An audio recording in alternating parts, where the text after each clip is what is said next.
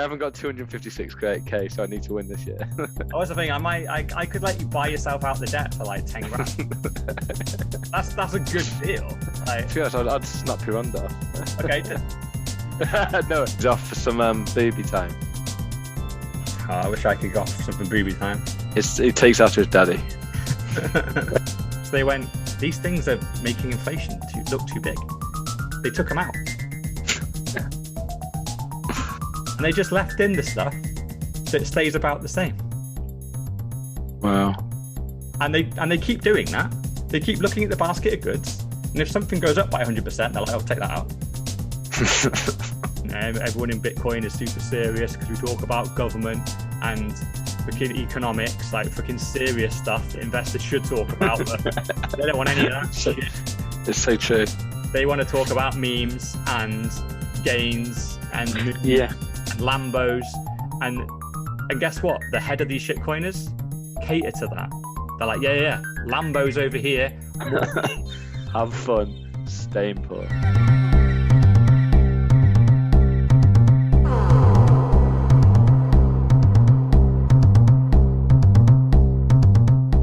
Here he is. Who's this we got here? I've got the little man. He's probably one of the youngest hodlers that we know. 7 months old, and he owns more Bitcoin than most people. Exactly. And he's happy boy, and he's happy boy. So he wants to join him for a bit, he said. Don't think he was even a couple of minutes old before he got his first Bitcoin. No, I think you predicted it, didn't you, guys? Yeah. I normally have a little bit of a stack on the side for these babies that you keep fucking pumping out. Yeah, that's the way. We'll keep you poor and gets me rich. Jesse. He'll probably talk more sense than you anyway. Is he staying on for the whole pod, is he? He was down for a bit whilst Holly is having a shower and putting Harry to bed. Yeah. Sweet. I've just been watching a chess tournament. Oh, yeah? And it's interesting because I've got into chess since lockdown. It's just I've always kind of been interested in chess. But then this one's even more interesting because they're actually the winner gets 2 Bitcoin. Oh, wow. But it's actually quite funny because it's actually like 2.2 Bitcoin. And the reason why it's 2.2 is because at the time when they started the tournament, that was exactly $100,000. So they set the price. They went, it's going to be a Bitcoin tournament. You're going to win Bitcoin, $100,000. But they set that price 10 days ago on May 17th. Ooh. So that's obviously the price fluctuations all depend on, it's not going to be $100,000 now. Oh, 60 or something, 70, 75. Something. Yeah, I think it was about 75 now, but it was a lot less. Like literally that they set the thing. I think it was around like $47,000 when they set the price. And then literally in the next couple of days, Bitcoin dropped by 60%. So it's not $100,000 tournament anymore. It was like a $55,000 tournament, and these are the best players in the world. And it's just is it a spectator sport? Yeah. You have to have commentators. So there's some really good commentators that tell you what's happening because these are grandmasters, and they're moving pieces around the board. But it's super fast. They do fast chess now. So is it that thing where they go and they press the timer? Well, it's weirdly it's online because of the whole pandemic thing. They're online, so it's actually even better because they're both on webcams. You've got a computer board, but then you've got commentators on the top as well. And if without the commentators, it would not be a spectator sport because I have no clue what their strategies are. But whenever like someone makes a move, they're like, "Oh yeah, he's going to do the bishop here. He's moving up the pawn. He's attacking down here." Like if they weren't telling you those tactics, it would just not make any sense. But have you played it a bit or not? Yeah, I've been playing on chess.com. Played a couple of hundred games over the last year or something, and I win one, I lose one. I actually liken chess a little bit to golf, where I actually think I've got a certain amount of natural ability at both of them, but when I try and then practice, I get worse. And it's like me with darts, yeah. and it's one of those. I think chess is like golf, where you have to practice and really study. And yeah, you just try and dip in and out, it will just be annoying. Yeah, you'll just keep coming up against better players, and you'll do bad moves or bad shots. But I literally just play a bit of chess for fun, and it's quite enjoyable. You probably bet on it now, can't you? Yeah, you probably. That's when you know you got a problem when you're betting on the chess world championships. Yeah.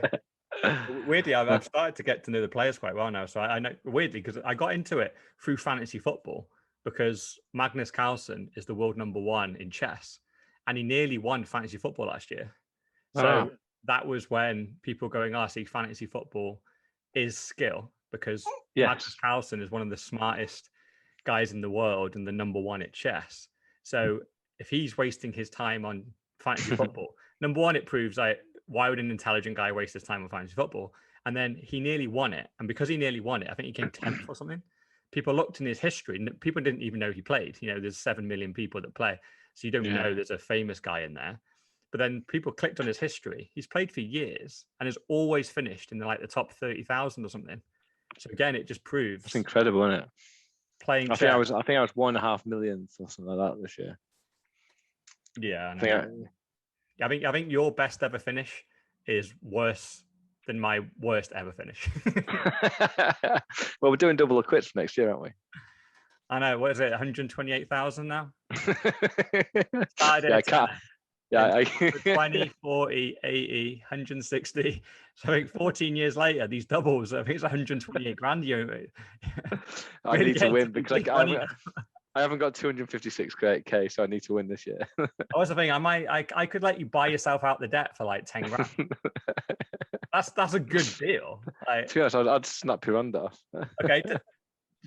No, we're not. Keep your hands down. He's just saying, "Daddy, what have you done?" I'll take some of Jesse's sats. No. Yeah, it's been an expensive custodian of them. So that's very true. Uncle G is the custodian. I've told you, Jesse, you should own your own keys. So this is the risk you take, Jesse. That's it. No keys, no cheese. No keys, no cheese. There you go. Say bye-bye, Pod. He's off for some booby time. Oh, I wish I could go off for some booby time. He takes after his daddy. What about the boobies? Yeah, all about the boobies. Yeah, so interestingly, I was thinking about how we left week 1, and I remember the take-home message was, we're on the Titanic, we've jumped off, and we're on that crumbling boat where everyone's laughing at us because we're uncomfortable on it, but we can see the massive hole in the Titanic. And ironically, 2 days later, I felt that we got a hole in the side of our boat as we hit. What was the percentage drop? So we went from obviously 47k British money about early end of April. Then it went down to 40 and was hovering around 40, wasn't it? And then we went down, I think it was 50%, wasn't it? It hit 20 grand at one point. Yes, that's 60. Yeah. So we were 60, over, 60. We were over 40 and we hit 20. We bounced off 20. That's right. Yes, because he said that was it's when we got support. It's how they work it, wasn't it? It's like you go through it, you get through it, you have resistance, and then when it comes back, that's your support, isn't it? So you bounce off it. So 20k was obviously everyone buying back in and stop selling. It does get to a point, doesn't it, where people start to shit their pants and they start thinking, I need to sell. I need to keep. But it gets back. It's sort of 2018 over again, or 17 over again, isn't it? But interestingly, there's certain people buy back in, don't they? Well, you took some advantage of some cheap sats. I think I got 40% sats off. With a bit of a buy-in. It's beautiful actually, because the best thing that's happened over the last couple of weeks, obviously the price has been down, but now for the first time since 2017, I have the most sats that I've ever had ever. Oh, you're back? I'm back right over, yeah. So obviously I took what was it? I think I took 25% off the top. Yeah. Back to retire. To quit the job and just have some security. But over that time, I've been investing it, putting it into things like Tesla, putting it into Amazon, also funding a lifestyle. And the Amazon and Tesla shares have gone up and more than kind of covered the kind of money I've spent. They kept it not only there, but more. But then, obviously we went through an entire bear market. So I've been taking the money that I had off on the side that was all there for a rainy day, because obviously I don't have a steady income. I've been slowly but surely stacking anyway. But then, yes, again, like I think at around 40%, all my alarms went off. I'm like, what the hell's going on? And it was just nicely timed because it was fucking Elon that did it. I had a stack load of Tesla shares sat there. So I'm like, well, fuck you. I'm going to sell those shares and I'm going to stack a load more sats. And and already that's been a good decision investment wise, because the price did go, I think, down another 10 or 15% from when I brought in. I didn't get anywhere near the bottom. But it was probably around the 45, 50% when I decided to stack. It went down another 10 or 15. But now that bounced straight back, and now we're back into above 50%. I think we're down 40% or something now. Yeah. So up 10% on that. Yeah. So it's and you going back to your analogy though, of we want a life draft, right? The Titanic is a big fucking ship. It's a luxury cruiser, and it's paradise on there. Everything looks great, and everyone is telling you it's great. We're on a little shitty life raft. People are throwing sticks at us. They're laughing at us. The waves are big. It's going to be a rocky ride. Like jumping off the Titanic into a life raft is not guaranteed like a nice luxury life. We're not jumping from the Titanic to another Titanic. We are jumping to a life raft. So, and we are sailing off, and we think we're going to be safe. It's still going to be a freaking tough journey to get to land. Some people are going to die along the way. Some people can get ill. We're going to run out of food. We're going to run out of water. We might run across some pirates that want to freaking kill us. Like, it's not going to be an easy journey. So this is the thing. Like, it's neither option is great, but one option is certain death and misery. This one, you got a chance. Yeah. So to ask anyone on the Titanic, do you want to risk it in the water on the life raft? You're going to stay on there in hindsight. Yeah. Oh, exactly. Hindsight's a wonderful thing. We're just the thing, this 60% thing, it was just a big wave. A big wave sloshed over us. And unfortunately, some hard and fast Bitcoiners, they got washed off. And they sank. They sank in gutted water because they were either trading, trying to be smart, or they panic sold, and now they're 30% underwater now. They sold a load of sats, now they're 30% down, and now they've got that horrible decision of, do I climb back on with 30% less sats, or have I just lost it now? Have your emotions got ahead of you, and now you're too proud to get back on? Because you're like, you know what? I'm not taking the life raft. I'm going to swim back to the Titanic. Actually, I actually think it's got a chance, and just pretend just forget everything you thought you knew and go back. And that's the thing. Not these like big swings. It tests your conviction, and it really does. That's what makes you a Bitcoiner at the end of it. And if you don't really believe in it, you get shaken out, and then unfortunately, pride can stop people getting back in. Yeah, I think you're absolutely right with people not wanting to buy back in later on, because you ultimately, if you think about what you've done an ultimate trade. Like you sold actually quite a lot lower. To be fair, you didn't trade at all, because you sold back in 17, and the price was at $8,000. I think it was, wasn't it? So I think it was 8, wasn't it? Between 8 and 10, because it was on its way down. You just thought, I don't want to. You have to go back to work. I want to stop like I had the plan. So you did that. And you bought back in technically a lot higher. However, you invested that money that you're taking out in everywhere else. That actually did the increase whilst Bitcoin was hovering around 2 and 3 grand, doesn't it? And then you've that's amazing that you've managed to buy in more than you did when you sold at that level. Because even at the time, I said to you, didn't I? It was like we're chatting about it, and it's like, obviously when you're doing a really tough job, you've got to value it's stats over your health. And this is another thing, like you've got to value your health above everything else. So for my health and to get out and to have freedom, you make the decision. But I knew at the time this will be the worst trade of my entire life. Yeah, it's not a trade, because I'm basically, once I came out, I had no intention of going back in, and I knew for a while, like the price of these sats, I'm selling them for like 8 to 10k a coin now. They are going to be worth millions per coin, and I will look back on this and be like, dumbest decision ever. But at some point, you have to buy your life. You have to buy. Of course you do. So I made the call, and so you just got to live with it. And provided you're happy with the decision, then it's fine. And then in the end, bizarrely, I was wrong, and the price didn't carry on going up. It did come down. So then you go, well, fuck it. Then I was wrong, but this is quite a nice wrong. I'll just buy back in lower. Fine. That's right. Of course you did. You bought down at way low. You basically bought a load back in. Yeah, it's a bit of fortune, but then also it's believing in what you believe in, because another person would see it going down and go, oh, I had a lucky escape, and wouldn't have bought in back then. And because it is interesting when the price went massively down, obviously even I was thinking, is it going to keep going lower and lower and lower? Because you don't know when this run's going to go. We don't believe it. We think it's got a lot further to go. All our predictions the week before were like, it's going to go to 100k. Still there, but it was nice to see it go back up a little bit, wasn't it? You go, oh, phew, because you just don't know what else is happening, do you? Because it's I think another thing as well. We're talking about DCA every month, keeping what you can afford in. That allows you to not be bothered. Whereas if you had put, like I've talked to you in the past about, instead of buying a car out, I could just buy in. But then that is not my plan. The plan was to be able to pay off debts and not rely on money. And as soon as you put that money in there and you have a timeline and a deadline to get it back, it would have actually been beautifully the wrong time because I've had to pay it this month even, sorry, just gone. So I wouldn't have had the money there because it would have gone, because around 40k, and you're thinking, oh, it's probably going to go to 80, so it'd be a double up. But again, that's where you get greedy, isn't it? And it's money that you can't afford to lose. So it's just a really good life lesson. Keep within your means. Don't get greedy. Don't get ahead of yourself. If you haven't got 5k to put in now, well, that's work hard to try and get there.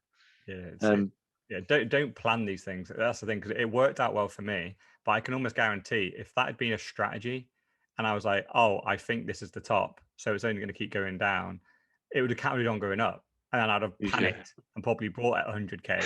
Then the reversal happened. So that's the thing. Like when you're trying to do, oh, should I buy the car? Should I loan it out? And I'll keep the money in sats here, and then it'll make a bit of money. And just, this is the thing. Like I don't agree with loaning money and buying Bitcoin with it. It's just too dangerous, because life happens and Bitcoin can happen, and no matter what you think can't happen. Like Bitcoin could go back in a bear market for 4 years now, like right now. And you just need to be able to get through that. Like literally just being in the market is all you need to do. Don't get shaken out. So if you make these big decisions that have dates on them, where there's a definitive time where you need a stack of cash and you're not going to have it, and you're relying on Bitcoin being worth more than when you took it out, they're the things that suddenly now you end up with less sats, and it starts to hurt, starts to stress you out. It's just not worth it. No, absolutely, and I think you can guarantee that's what happened. But then obviously I was listening to your other pod, and obviously you discussed in some depth about Elon and China having adverse effects on Bitcoin, and that's what it takes at the moment. And I think we've always discussed amongst ourselves about the fact that we do have these massive fluctuations. It just sort of re-emphasizes how early we're in. So even though it sounds like a lot, it's really not, because the fact you just dropped 40%, 50% overnight, literally it was overnight, wasn't it? 2 days, I think it was, went off the cliff. Says it all, doesn't it? One day, in reality, it went up. It didn't go up quite as fast, but it went up probably in 3 months. It 100%ed, and then in the course of probably 2 weeks, it reversed all that. But in reality, we're back to December or something. That's literally it. So it's always the important thing is to zoom out, because it hurts. Yes, yeah, you're right. And I discussed this on the pod as well, but you always have whatever the top level of how much your fiat value of your sats was. Everyone remembers it. I know I remember it. I remember how rich I was 2 weeks ago. I remember, I can see it on my phone. It's freaking right there. The number is just ingrained in my brain, and it's a freaking lot less now. So it hurts, because as human beings, that feels like a loss. But it's when I actually zoom out and I look at the graph, I had 80% less money this time last year, even now. So that's the thing to remember. You're still 8x up. Like, just freaking chill out. Like, you technically lost 60% or 40% what it is now, but come on, you just need to put our monkey brains away for a minute. The monkey brain always just wants to get to the front and be like, you've lost so much money. You need to do something. You need to do some action to stop this thing. And the best action you can ever do is just nothing. Usually, the best decision is nothing, and that's still a decision.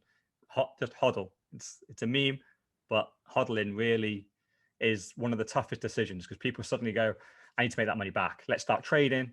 Maybe I should sell some here, let it dump further, then buy back lower. And that's when it all starts to go wrong.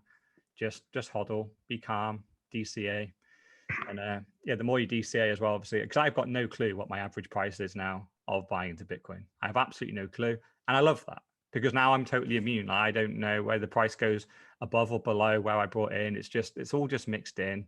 So at least that bit of my and it's not worth finding out. Like, don't find that out. Don't go in, get your spreadsheet. Annoyingly, I know how I find that out. Because I Blockfolio, I put every transaction in, so I can click on it. It tells me exactly what I'm up and down. Exactly how much. Yeah. If you keep up, I don't know. Do you keep updating your portfolio with your actual price you buy in at? No. So you just put the sats in there. Yeah, I just put in like how. Actually, to be fair, you don't use Blockfolio because you use Ledger Live, don't you? Yeah, I use that, but I do use Blockfolio. And yeah, I do update it with, but yeah, I don't even know where the setting is. I always update it miles after when I did the buy or something. I always forget. So the price is so much different. And then I didn't use it at the beginning. I don't think it was out. So back in 2016, when I was first buying, all those prior buys are wrong. So when I did finally put it in, it was like, oh yeah, you bought this much Bitcoin at like 15,000 or something. I'm like, well, I didn't. That was just the price at that day when I decided to start using the app. So it's good. That the app's broken for me on price, which is good. I don't want to know the average price. I'm going to see what my average buy-in is, just for lols. The only time I have to find out is when I have to fucking tell the tax man. And then if you end up selling any, then you have to. My net average cost is 7.7k. Yeah. That says a lot, doesn't it, of how long? My percentage change is 244% from what I put in. And that's after a 40% drop. That's what, yeah. You just told everyone how much Bitcoin you got now. No, I didn't. No, it's gone up 244%. Oh, okay. I didn't say money. 244% of what I put in, and I bought it at 7.7. Oh, that's weird. I thought you'd be up more than that, to be honest. No. You must have missed some of the big dips, stacking. Yeah, stacking, yeah. I missed out on a year and a half maternity. Yeah, because I just straight away, I was thinking, well, there's 1,000% just over the last year, because last March, Bitcoin was 5K and it went up. Now it's, well 3K in pounds. Well, my average, though, is 7. How's that work then? The average is 7.7K buy-in. So how's that work? I got a feeling that might be a bit wrong. Maybe. Yeah. Oh, well. Actually, it's definitely wrong. Jesus, yeah, it has to be. 240%, is that 20x? No, it's 2.4. Oh, that's completely, obviously that's wrong, isn't it? Oh, well, never mind. You've been putting your buys in wrong. Maybe we've been sending it to the wrong ledger. So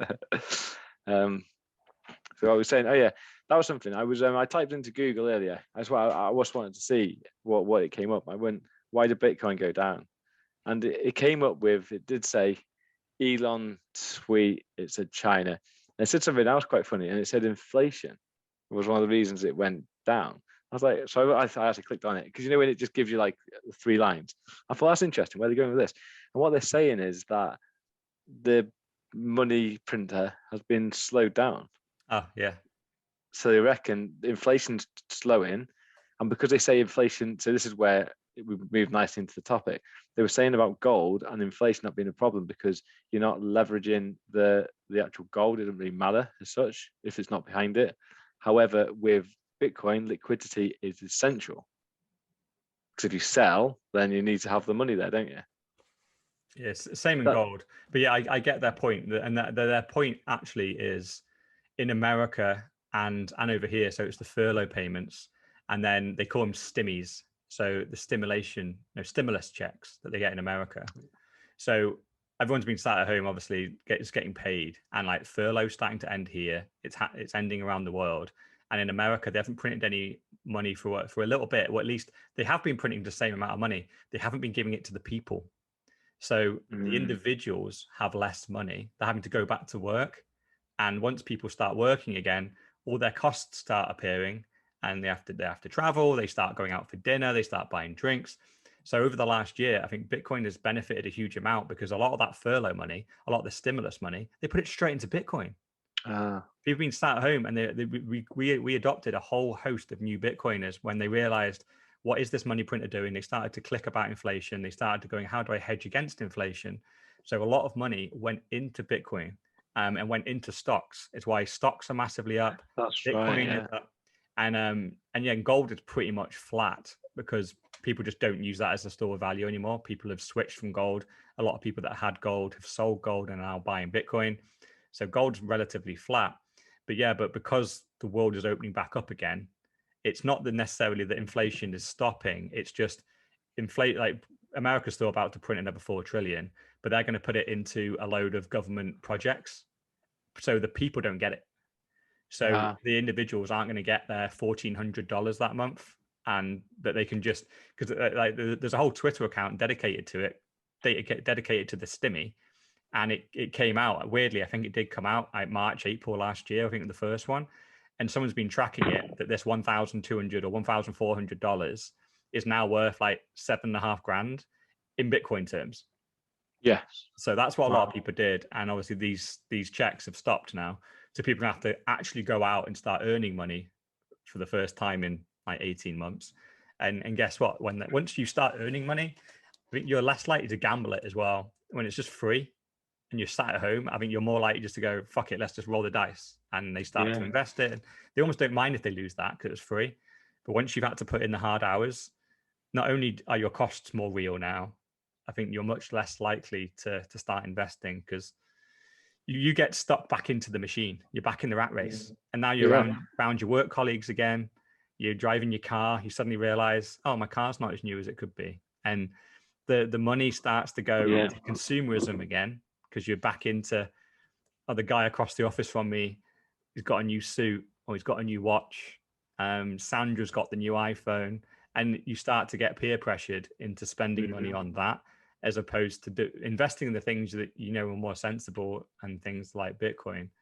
So that's their angle on that, and I do agree. It was interesting, because you're right. Because the thing about purchasing, I know everyone you speak to, because for the last year and a half you haven't been able to go away anywhere, so everyone's stacked money. And I know a lot of people have said to me, I've got a load of money in my account. I don't really know what to do with it, which is quite crazy, isn't it? And then most people have just left it in their bank account and it looks nice and pretty. In the end of the day, it's a couple of grand probably. That's going to get basically probably a slightly better holiday, or even maybe the same holiday, but just in the inflated prices in the summer. But you're absolutely right. I reckon a lot of people would have probably bought into stock shares and thought, what can I do with it? Probably a lot of entrepreneurs put a bit of money into their own businesses and whatnot. So yeah, that's an interesting take, and it's funny as well. Everyone was just wearing gym gear, weren't they, at home? Now they're back having to buy clothes. You want to look nice. Oh, I haven't bought any clothes for ages. I want to go out and do a shopping spree. So you're right. People will get back into the old way of living very quickly. Yeah. You can see a load of new cars. The 21 plates are out everywhere. Exactly, and that's the crazy thing. Like house prices are all-time highs. Oh yeah, there's stories of estate agents saying that houses are going in a day and people are bidding 20-30k over the asking price to get it. And I think that's partly, I think the stamp duty stuff in the UK is still but it's completely fucking insane. It's like if you just take a step back, the job market and the economy has never been, since 1940s recession, more on a knife edge than it is right now. And people are stacking themselves with more debt than than ever. Job security, they could lose their businesses once all this free money stops. This is the thing. Bitcoin and stuff like that can take a dip. But guess what? Companies are going to make less money. Like all the restaurants and the pubs and just day-to-day business, this money is going to run out. Businesses are going to close once all the free money stops. Jobs are going to get lost. And then this all just cascades down. People stop paying their rents. If you're doing the buy to let, your renters aren't now paying. Now you suddenly default on a mortgage. The banks now need to up the interest rates because this guy's defaulted. So now I need to get you to pay more to cover that guy's loss. And it all starts to just cascade. And at the moment, we're just living in this fake world of fake money where no one's worked for a year, yet people are upgrading their housing. Like, doesn't make sense. Do you even know that your job's going to exist in 5 years' time? Have you got any idea? And people don't, yet they are leveraging themselves up with debt just because they got a little bit of a slush fund. And the government, shamedly, are encouraging it by removing blockage. Taking stamp duty. Yeah, they're taking stamp duty away to encourage it. And guess why? This is what always comes back to, oh, why would the government do this? Why would they create this freaking house of cards? It's like, well, they want the housing market inflated because the super rich, where they have the majority of their wealth, is in property. So the housing market going up is the one that they don't mind going up, because that's the one that they hold a load of their wealth, and they can hold for decades. So when it all pops and loads of people default again, the government will just bail it out, just like they did in 2008. So no one really gets hurt at the top level. The people that get hurt are the people that get kicked out of their homes and are really stressed because they can't make their mortgage. Because at the moment, everyone's taking on mortgages, assuming these super low interest rates are going to continue.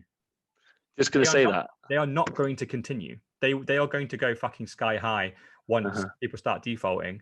And people are already leveraged up to like, oh, I've got £100 of spending money a month. A 1% change in interest rates, that 100 quid's gone. If it goes up 2%, 3%, 4%, now you're in the hole for £500 a month. Yeah. How many months is it going to take to wipe out the average person? I'd say less than 6. And this is people are not economically illiterate. They don't look after their finances properly. They trust the government, and the government's saying it's fine. So they're going, what's the worst that can happen? If the bank says it's fine and the government says it's fine, it must be fine. Yeah. Well, I've heard that the bank mortgage rates are going to go up, because obviously when I got in 4 years ago at this house, it was at all-time lows. So I put a 5-year mortgage down to try and lock it in, thinking it had gone up, but it hadn't gone up. But it sounds like in the next 12 months it is. So I really do need Bitcoin to do me a favor. I don't want to be remortgaging.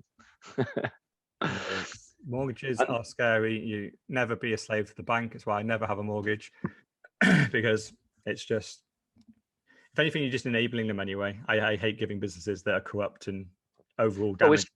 It's double, isn't it? Pound for pound, you pay £2 back. It is no real sense, but obviously, who's got however many 100 grand to start off with? But I interestingly, I was talking about the credit card that I put that we had a wedding with a long sort of interest rate on it. I paid it off the other day, and next month is when the 18 months would have finished.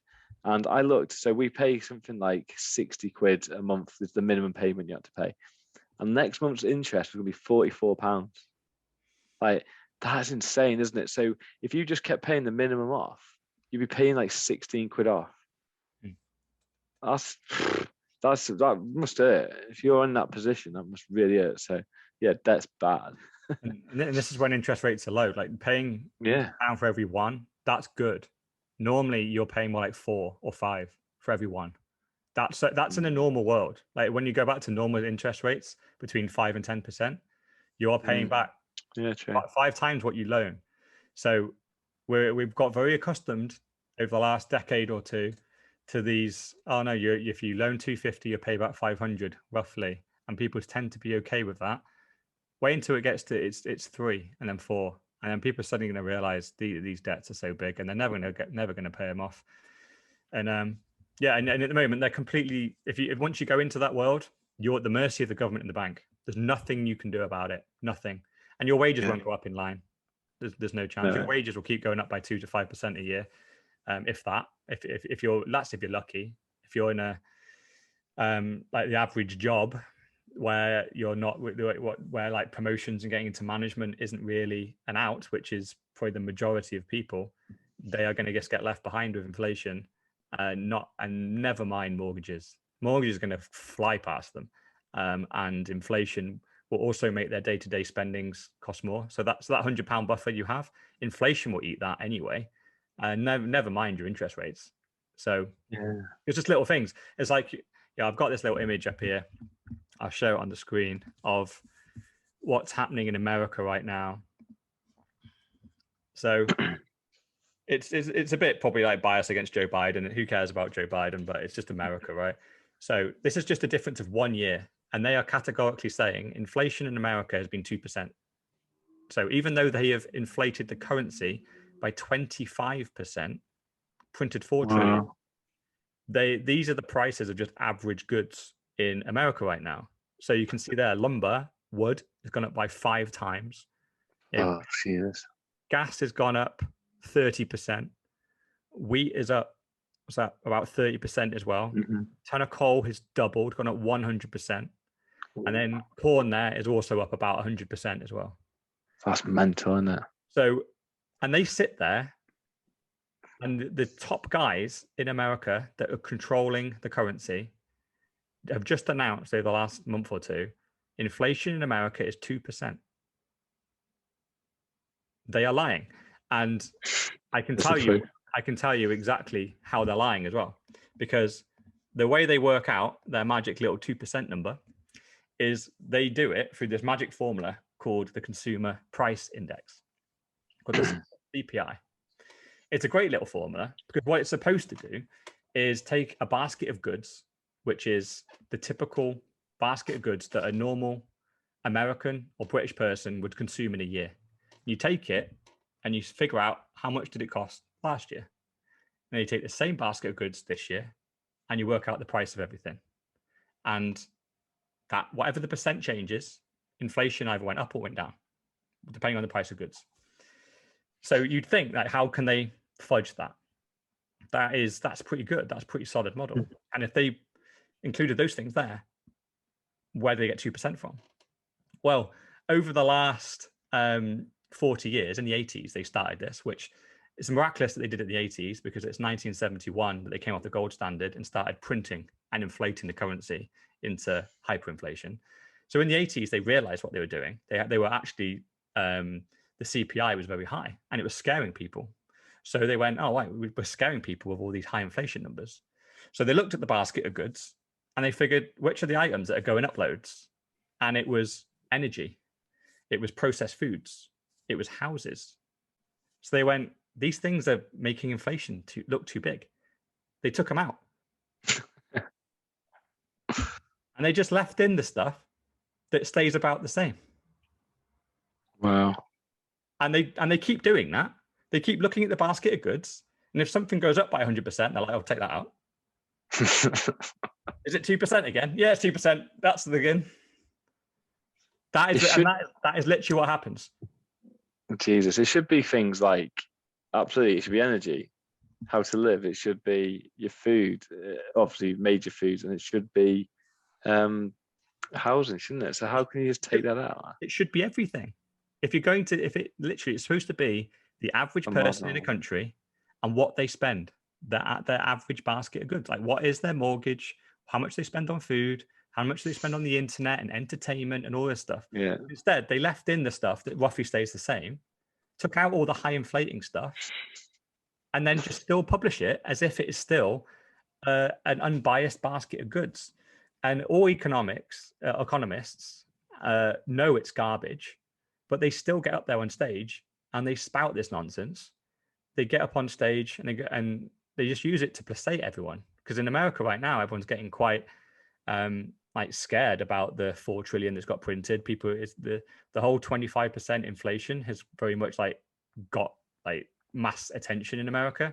So the government has got ahead of it and gone, nah, this 25%, don't worry about the monetary supply inflating by 25%. All you need to care about is how much stuff costs you.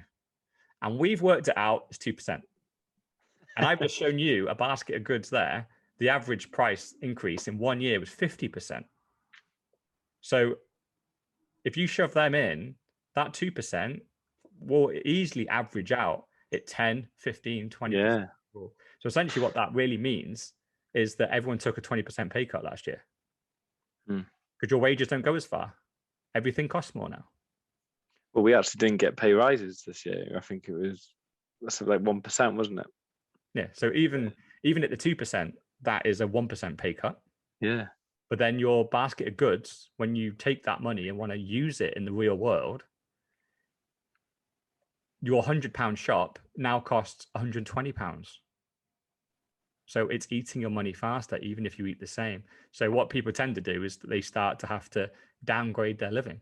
And the food that you buy, the fresh food, that's all gone up so high, it's gone too far out. So now you start going into the noodles aisle and you start buying the kids pot noodles and suddenly now you start to get in a different set of problems. You start to get into health issues. And And then those people then also start to become a drain on the health service. It's all just this cascading problem. It's just none of this is good. But what it all leads to, though, is just a further reliance on government. So, like, people being sick and ill, it's horrible to say this, but that is profitable for government, and it's good for government, because sick people need government. They need, especially in the UK, when the health service is owned by the government, the more people that are ill, the more people that need the government to survive, and you're then subservient to that. You can't leave if you can't leave the country, can you? No, because your health service is only relevant where you pay taxes, so you're stuck. So you keep working your job to try and feed your family and pay the bills, and then you're at the hospital in the evenings with treatment for diabetes, for obesity, for heart problems, and all this kind of stuff. And when you really track a lot of this back, it's like, you know what? People that are wealthy, they don't tend to go and eat fast food every day. Wealthy people don't do that. And it's like, well, why? Why wouldn't you do it? Like, of course they still do, but most wealthy people eat healthily. They go to nice restaurants and eat nice food. And when they do buy food, they buy nice food for themselves.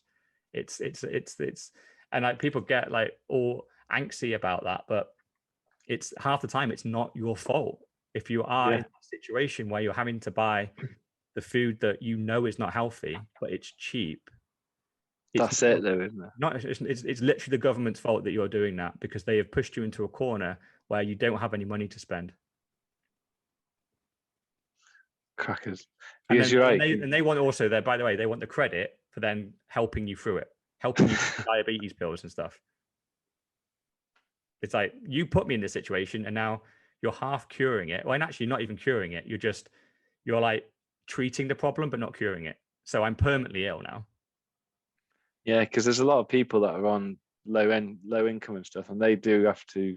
Obviously, you can't afford fresh food and stuff. It does cost a lot of money, and it goes off as well. And you waste food if you don't get on top of it, and if you don't plan yourself. So people do end up having to buy your frozen stuff, and they're the people that generally do become overweight. And we've seen that obesity is obviously huge now, isn't it? In type 2 diabetes in the last 10 years is now in kids, and it was always over 40s. And that's, again, it's the product of what you're getting fed. And yeah, it's pretty scary when you break it down back to the bare bones as well. It's about if you haven't got the money, you can't do it. What would you rather do? But the trouble is, people would rather have the entertainment and have food. Therefore, they'll go, right, we'll sacrifice having fresh stuff. We don't need fresh chicken. We just get the processed stuff. So it's 2 for 1 in Iceland anyway. And that's what we do, isn't it? And it's sad. And you're right, NHS is great, and everyone loves the NHS. It's free in everyone's eyes, especially people that don't pay into the system. It's free. And that, you're absolutely right, they're held at ransom to it. Can't leave and get your tax havens elsewhere, because you wouldn't be able to have the NHS, would you? Yeah, it literally imprisons you. And this is the thing, when Bitcoiners say, like, Bitcoin, if you fix money, you fix the world.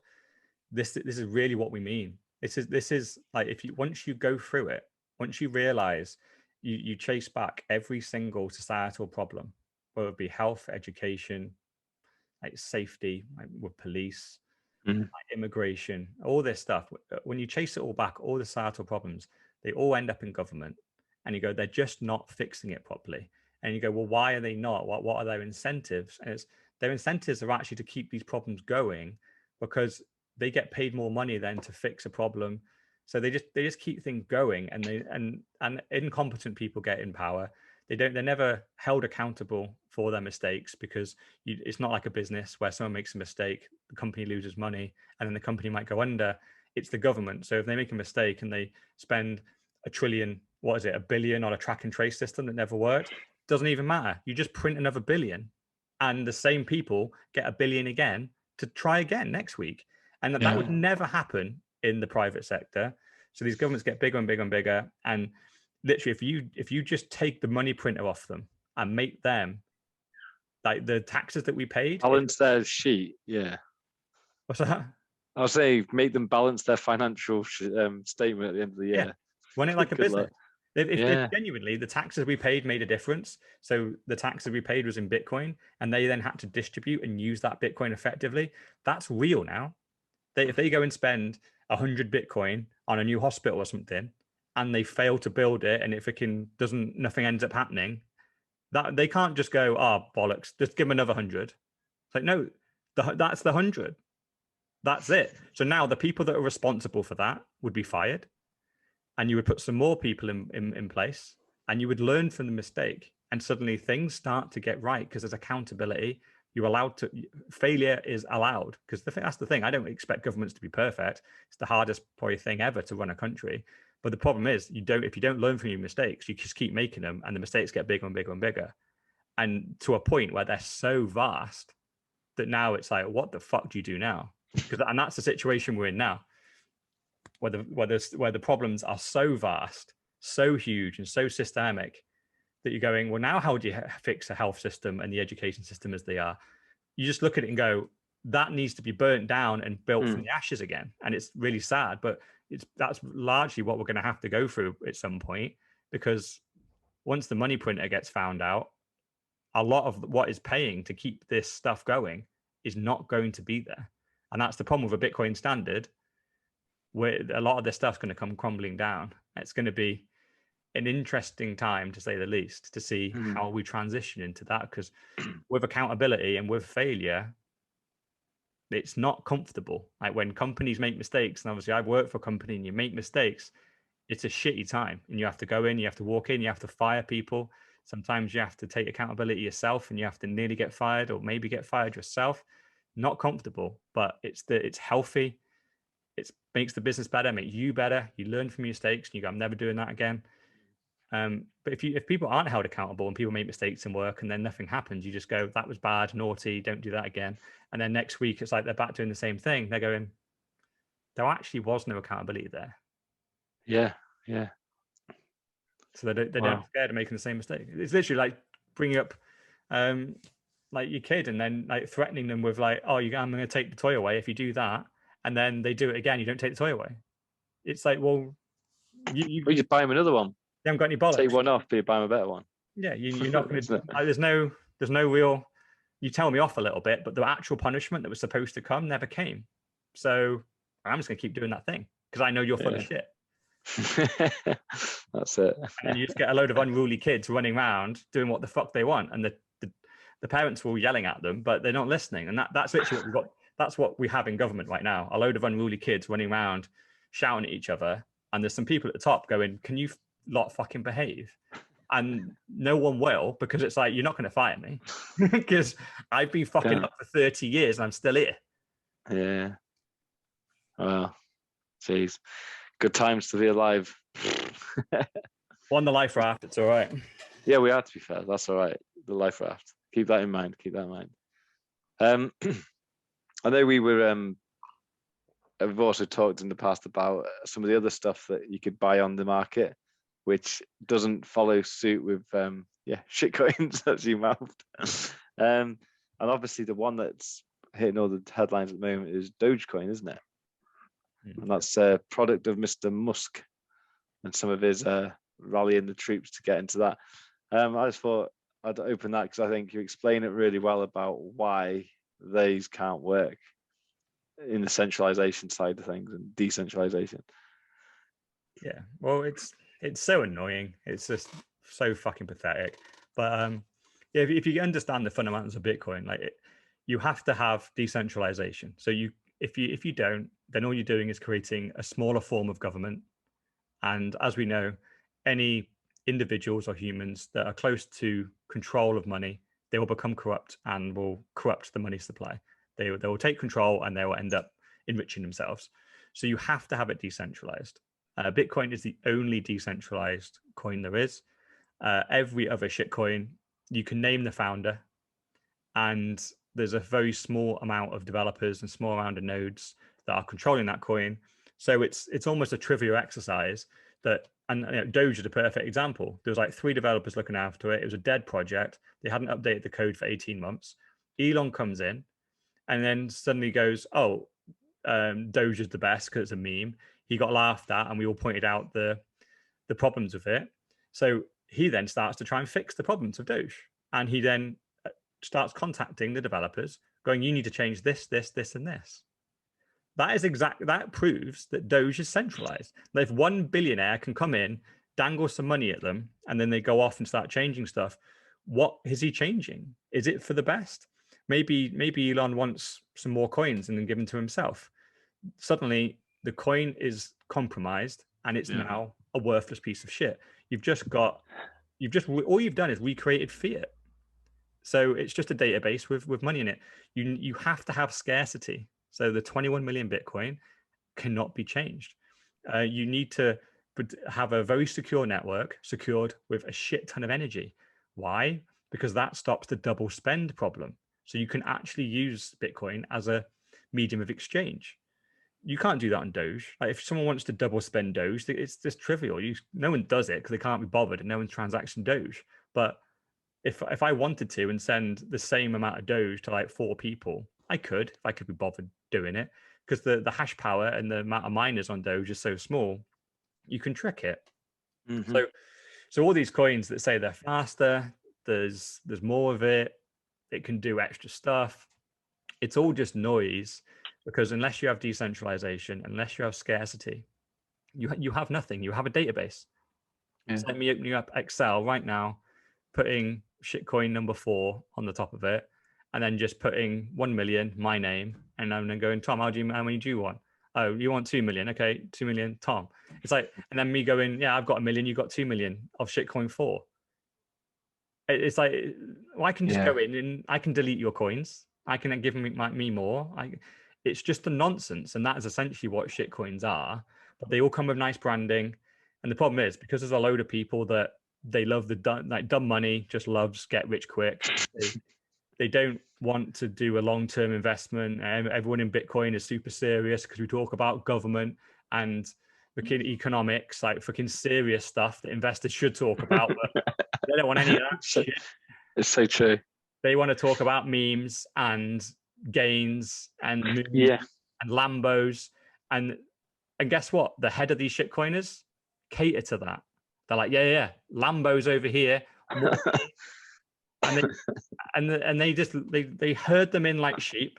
They put them in a pen and they slaughter them. Fucking let the wolves in, and they all get eaten up, because because the thing is, with any Ponzi, with any scam, it's a very delicate balance of how long you keep the scam going, because once you're there, like as the shepherd and you're leading all the sheep in, eventually some of the sheep start figuring it out and start running out the other side. So it's like a balance to go, I want to leave this going for the maximum amount of time to have the maximum amount of sheep in the pen before I cull them. But I don't want to do it too early because I might be able to get more. So that's what just about every shitcoin does. Like if you go back 4 years in the cycles of when in 2017, I think there's only like 3 shitcoins from that era that are still relevant now. So they're all new. In this cycle, there's thousands of new ones. All the other ones, everyone forgets the ones that died. These 3 have survived, so it's like, oh, they must be legit then. And but yeah, they've all exit scammed. All the 2017 coins have already exit scammed. They're all sitting on islands now, very happy. And unfortunately, the dumb idiots that put all their money in 2017 have had 4 years to make more money, and they've come back in 2021 and they're like, oh, they're a little bit cash risk again, and they're going, oh, I've got a couple of grand. Like, where should I put this? Oh, I could put it in Bitcoin.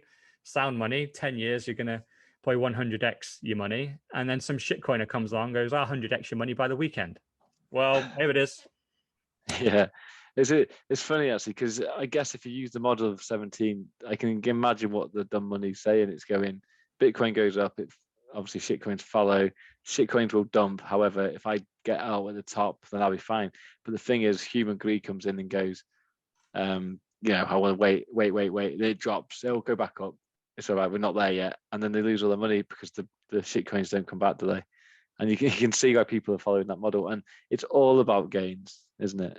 It's all about quick rich. And I know obviously Dogecoin went from something like 0.4 of a p to 4p to 24p, like very quickly, didn't it? And people would have made quite a bit of money probably if they sold. But then it would take some balls to sell at that point as well, because it could have carried on to £2. Yeah, well, Doge is still down 70%. I think it went down 80%. So that's the thing. Yeah. They go up quicker, they come down harder. So yeah, and look, that's the thing. Like Doge was the one, but out of the 3,000, you had to pick that one. That was the one to hit. That was probably the only one that went up faster than Bitcoin over the last year, and it hadn't moved. It was just dead. It was a dead coin for 2017. Doge was, and then Elon picks it up, and that's the thing. Like it's like putting your money, like putting $2,000 on number 26 on the roulette wheel and spinning it. and then it comes in, you go, I'm a genius, follow me, I'm the betting genius. Like, you're not a betting genius. You bet on number 26. You put fucking $2,000 on it, you idiot. And like, well done. Like the $2,000 is now worth 300 grand, and you're like walking around looking like a genius. But yeah, you got 26 to 1 on your money. Well done. That's what essentially Doge has done. But yeah, that was lucky. You have to admit that was gambling, and it was lucky. Whereas with Bitcoin, it's actually a sound investment. And like we've talked about, like with the whole life raft thing, if you want the life raft, it's only Bitcoin. Like all the other ones, you're still on the Titanic, spinning the roulette wheel. So even if your numbers come in, you might be rich, but you're still on the Titanic. Like no one's going to accept Doge in the new world. Yeah, right. So you're going to need Bitcoin eventually. So, yeah. So if you're doing it purely to gamble and buy more sats, then at least your intentions are right. I don't agree with the method, but at least you got the right end game. But a lot of people they fall in love with the projects. Once you've made some serious money, you say you did put $2,000 in something and it went to 300. From what I've seen, people fall in love with the investment then. And they suddenly think, oh, actually, I only invested in Doge because it was a meme, but now I actually believe it's going to be a currency. I actually believe it's going to take on Bitcoin. And their 300K rots away back to 2 again. And they're surprised. They get wrecked. Yeah. We've seen it every 4 years it happens. We always hope that shitcoins don't come back, but there's too much dumb money in the world. Well, that's the thing is about it. It's quick rich schemes for other people, because I think you said the other day that Elon could well have whacked in a load of money into Doge as well, so he could have actually caused the pump. And as soon as you see something going up like that, people jump on with FOMO, don't they? And it's cheap as well. And I think one of your guys said about how it's under $1. So if it goes to $10, I'm going to make some real money. It's so cheap; it's only 4p or whatever. But then you think it's not going to go any higher because there's the billions of them. So in order for it to go any higher, it's going to be worth more than money exists. Yeah, the classic unit bias. Right? Whatever the unit that Bitcoin used, whether it was 21 million or 100 million or 100 billion, whatever it was, the shitcoiners were always just going to create their supply 100, 1,000 times more. So then it tricks everyone into thinking that one is cheaper. It's just, it's so obvious. It's such a simple thing to do, but I've got to hand it to him. It's kind of genius because 99% of people can't see it. 99% of people don't know what market cap is or what unit bias is because they've never invested in their lives. All they see on their phone is Bitcoin is $50,000 and Doge is 10 cents. So therefore, even if Doge gets anywhere near where Bitcoin is, I'll be a millionaire. That's all they know. That's the simple maths. And they have no clue what market cap is because they never invest in a share. But if anyone has ever invested in shares, you know that like whether a share price is £10 or £100 in another company, it doesn't mean the share price of is £100. That company is worth more than the share price of £10 because it all depends on how many shares exist. And you have to do the multiplication. And it's a very simple multiplication, but because it's the way that it's probably actually a problem with the investing system where we don't look at market caps enough and we look at the price of individual units of a share without totally ignoring. There's nowhere very obvious to see, well, how many of the shares are there? And without that bit of information right there, you can't quite see whether you're making a good investment or not. But as any seasoned investor will very quickly do that multiplication themselves to figure out what they're doing. But we're dealing with people here with a couple £100 on their phone, on Robinhood, on Revolut, doing whatever, and they're just YOLOing in. And just because Elon said, I'll just follow. And well, that's it. The next thing that someone big says, everyone's going to go in again, aren't they? You can almost guarantee it. Yeah, the way it'll work. Yeah, well, the thing is, it's like I see it every day anyway. Like I lose count of how many people have talked to me about Forex, which is the whole foreign exchange trading. And all that is, that's literally exchanging dollars for pounds for euros, and like these fluctuations that happen on they're like 0.2% a day, and people just trade it, and it's just a massive scam. And people on Instagram, that's what I've realized on Facebook and Instagram, these influencers pretend to be millionaires and then get people to come in with paid groups and then they get you to deposit your money with them, and then they trade it and make more. And every single one of them just runs off of the money. And some guy got caught in the UK. He was 20 years old and he'd made 3.8 million off Instagram. And they had some guy on there being interviewed, and it was this young lad. He was like 21. He had 14 grand somehow, which is obviously like inheritance money or something. And he'd started with this guy, and it's always the classic scam, right? So they told him like, oh, the minimum investment's £1,000. So he gave him the grand. And then on paper, this grand turned into 2. So he was like, oh, this is good. So he put the rest of the 13 in. And then this money, they kept ticking it up, but you can never withdraw because, of course, you can't. It's in their system. They've never tested the withdraw button yet, but the money keeps ticking up. So you just go, oh, I'm sure it's fine. And then one day this website doesn't work and you've lost 14 grand. Yeah. And actually, yeah, I think the guy actually had a clever exit to the scam. Actually, he went, oh, the market's changed. You're down 98%. So we can, we'll just call it quits. Here's like £328 or something. And he's like, I've given you 14 grand. And it was supposedly worth like 28 when I last checked. It's like, yeah, well, we made a bad trade. So it's all gone. But we've got 328 quid left. If you have this and sign this bit of paper, and it's all done. And obviously all these people went, fuck you, that's bad. So they reported it. And then the guy gets arrested. I don't know. He's probably going to get put in prison for a bit. But you got, no, it's the money back. This is a 20-year-old lad, 20-year-old lad on Instagram, made 3.8 million off a load of morons. So when I like this is, and it's so obviously a scam. Like the guy's 20. Of course he's not. Why would you give seasoned investor? Yeah. Why would you give us some 20-year-old? Because all he's doing, like they rent a Ferrari for the day, which only costs like 500 quid. So you go down the Ferrari garage, you get it, you drive around in a bit, take a load of videos, get a load of pictures, set up your Instagram as if you're the Ferrari guy, and then you just go, I'm an investor, I make like $500,000 a week, and everyone just throws their money at you going, please do that for me. And then they go, it's all fake. Now I'm a millionaire because you pay me. And so when I see the shitcoin game, it's like it's the same scam, it's the same people buying into it. It's human nature. People love easy money and they love getting scammed. And they just need to have fun staying poor. I think that's a beautiful way to leave it. Have fun, staying poor. Have fun, staying poor.